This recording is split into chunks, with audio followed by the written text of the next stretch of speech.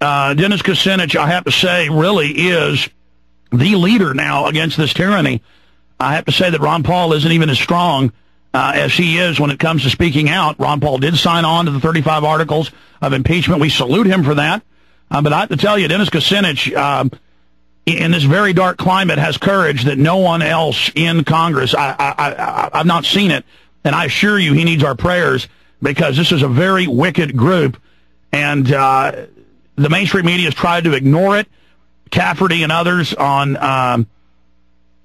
CNN and MSNBC with some of the other shows like Countdown with Overman have been calling for impeachment, but not really talking about the fact that Dennis Kucinich is pushing for it. The congressman joins us, very busy. He's with us for the next 25 minutes.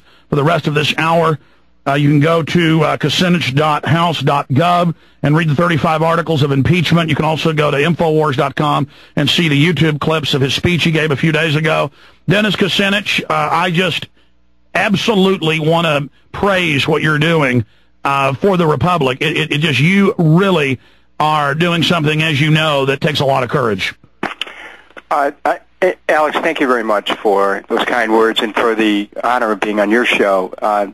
Your listeners are particularly attuned to the erosion of democratic principles, and what led me to finally introduce these articles was the totality of the offenses and the ongoing violations, and the possibility that we could even end up in another war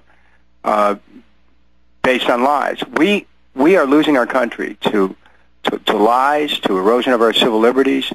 We've moved in a direction that's profoundly anti-democratic, and Congress has a constitutional responsibility to put a check on executive abuse of power. That's what these articles of impeachment will do, and they not only set an historic benchmark for and an historic record for future generations, but they also send a message to whoever would be the next president that such usurpations and abuses are not going to be tolerated. Congressman, just to break down for those that don't know the process, you basically have brought charges to the equivalent of the grand jury, which is the House, which will then decide whether or not to indict. Then it will go to a trial in the Senate. If Richard Nixon, who did 1/100th, literally, of what Bush and his crime syndicate have done, and if Clinton deserved for what he did to be indicted in the House, there is no doubt that George Bush and his group of cronies must be indicted just to get our country's name back and to let the police and military know that what they've been ordered to do is illegal, because now we see the precedent set for all forms of tyranny. Can you walk through how important it is that people get behind this process, and how do we, A, what has Bush and his crime syndicate done? B, how do we help you get this done? Alex, the first thing that I want to say, after listening to the way that you provided a capsule summary, is that you yourself are someone who needs to be appreciated for your understanding what's happening, your willingness to communicate it to people. So I thank you for understanding.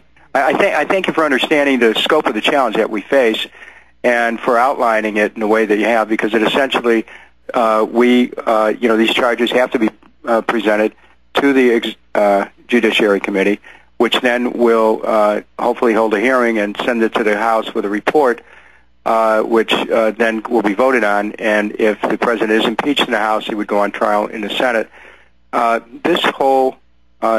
This is a moment where we have the opportunity to reclaim our government and to reclaim all that's good and right in America and what we stand for, not only with respect to each other, but what we stand for in the world. I love this country. I get chills when I watch the flag pass by in a parade. I feel I wear an American flag because, and it has a blind person gave it to me because it has USA in Braille on it. So then even a blind person would know I'm wearing this flag, because I love this country. I love the flag. I love what America has historically stood for. But I see our country as being destroyed by people who don't want to obey the law and just want to be a law unto themselves. That's why there's got to be an accounting for the loss of lives of our soldiers that have been were sent there on a mission that was not based in truth. There's got to be an accounting for the injuries to them. There's got to be an accounting for the innocent Iraqis who have died, for the huge amounts of money that we're borrowing to be able to keep this war going.